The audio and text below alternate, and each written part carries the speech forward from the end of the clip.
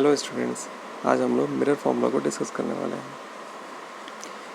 इस particular photo में हमारे पास जो मिरर है वो एक कॉनकेव मिरर है। This is my concave mirror. Okay, object is place at O location. This is C is centre of curvature. This is object location. This is centre of curvature. This is I is the image location, image point, image. This is your image location, okay? And the P is the point of incidence, जहाँ पर ray incident कर रही है। Clear? तो यहाँ पर सबसे पहले ये ऑब्जर्व करते हैं कि इमेज फॉर्मेशन कैसे हो रहा है। तो यहाँ से O से दो रेज यहाँ ऑब्जर्व करने के लिए रखी गई है। पहली ये रेज है along the principal line, second वाली रेज जो कि P पे इंसिडेंट कर रही है। तो first along the principal axis पे जो जा रही है उसको देखते हैं। तो ये O से निकलती सेंटर ऑफ कर्वेचर की तरफ जा रही है, वहाँ से होते हुए ये मिरर पे इम्पैक्ट करती है और मिरर से इम्पैक्ट करने के बाद अपोजिट डायरेक्शन में ये वापस आ जाती है। ओके, साथ ही जो दूसरी रेज है वो यहाँ से जाती है P पर। P पॉइंट ऑफ इंसिडेंस है मेरा, P पॉइंट ऑफ इंसिडेंस है। P से C के बीच में ये नॉर्मल होगा, dotted line is normal line. ठीक है, तो जो एंगल ऑफ इंसिडेंस और लॉ ऑफ रिफ्लेक्शन होल्ड करेगा, एंगल ऑफ रिफ्लेक्शन यानी थीटा एंगल यहाँ फॉर्म किया, तो यहाँ भी एंगल ऑफ रिफ्लेक्शन थीटा हो जाएगा। और उसके बाद ये रे आई पॉइंट पर आकर दोनों रेज यहाँ पर मिलती हैं। This is my image location. This is my यानी I is my image location, C is centre of curvature, O is what object location है। क्लियर? ऑब्जेक्ट की डिस्टेंस के पोल से यू है, सेंटर ऑफ कर्वेचर की distance r है और image की distance is v. So u is object distance, r is radius of curvature, v is the image distance. Clear? यहाँ पर देखते हैं, यहाँ पर हम फर्स्ट ट्रायंगल देखते हैं। अब यहाँ पर मैं मिरर फॉर्मूला को हमें प्रूफ करना है। क्लियर? तो सबसे पहले हम यहाँ ज्योमेट्री को देखते हैं, ज्योमेट्रीज के कुछ फॉर्मूलेस को यूज़ करेंगे और उसके बाद इसको प्रूफ करने की कोशिश करेंगे। तो अच्छा, एक और बात यहाँ मैं मेंशन करना चाहूँगा कि यहाँ पर पूरे इस केस में हम जो रेज यूज़ करेंगे वो होगी पैरेक्सियल रेज। पैरेक्सियल रेज कौन सी रेज होती है? Paraxial rays are those rays which are closer to the principal axis. तो जो closer to the principal axis होगा, प्रिंसिपल एक्सिस यानी कि ये वाली जो लाइन है प्रिंसिपल, उसके क्लोज में होगी। तो जब ये closer to the principal axis होगी तो जो हमारा एंगल्स होंगे, अल्फ़ा, बीटा, गामा, थीटा, ये सारे के सारे बहुत ही स्मॉल एंगल्स होंगे। तो स्मॉल एंगल्स होने में क्या होगा, स्मॉल एंगल्स के केस में क्या होगा कि alpha can be considered as tan alpha, beta can be considered as tan beta and the gamma can be considered as tan gamma. Clear? तो सबसे पहले हम जो ट्रायंगल कंसिडर कर रहे हैं उस ट्रायंगल पे आते हैं, OPC। This is my first triangle OPC।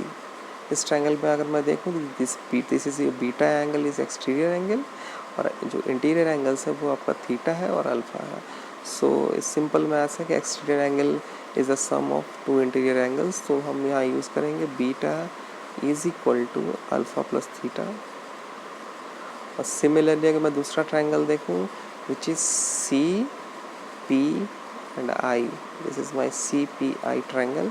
इसमें अगर मैं देखूँ तो gamma is exterior angle, this is beta internal and this is also theta is interior angles. तो इसको मैं लिख सकता हूँ beta plus theta is equal to gamma.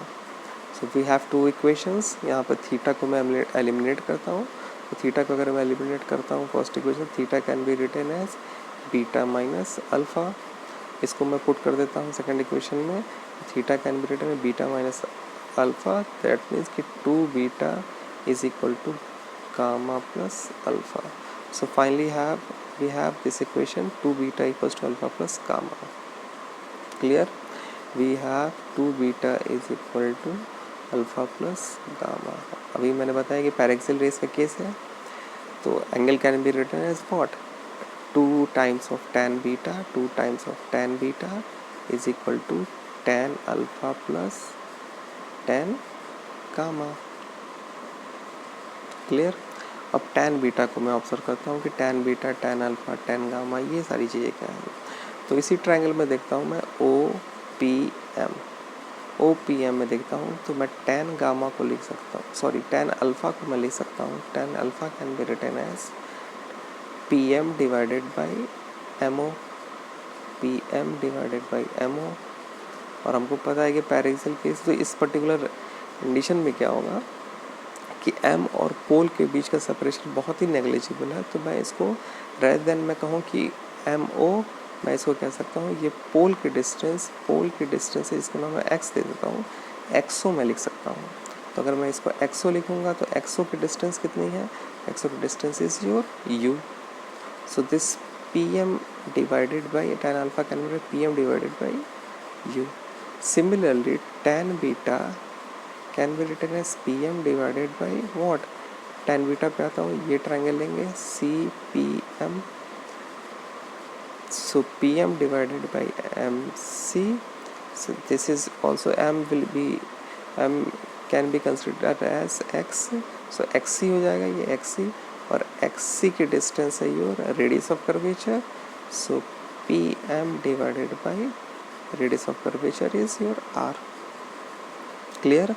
So tan alpha is pm divided by u, tan beta is pm divided by r. Similarly, tan gamma can be written as इस triangle में आते हैं आई पी एम वाले triangle में. अगर मैं देखूं तो इसको मैं लिख सकता हूँ P M divided by M I.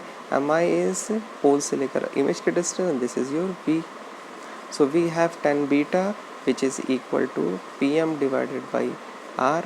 We have alpha, tan alpha which is equal to pm divided by u.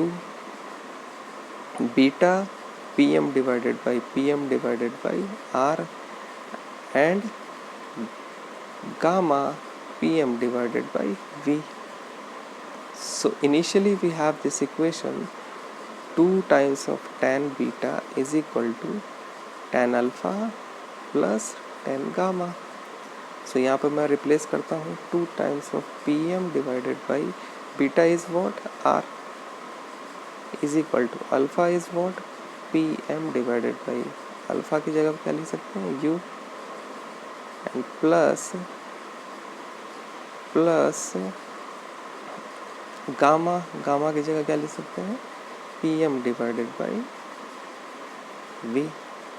So finally we have this equation 2 times of pm divided by r equals to pm divided by u plus pm divided by v. यहाँ पर मैं अगर numerator देखूँ तो pm ये cancel out हो जाएगा. So finally we have this equation again 2 by r is equal to 1 by u plus 1 by v. हम जानते हैं कि for paraxial rays the focal length is equal to r by 2. So we can also write this equation as 1 by v plus 1 by u is equal to 2 by r or 1 by f. This is my mirror formula. Okay. So thank you for watching.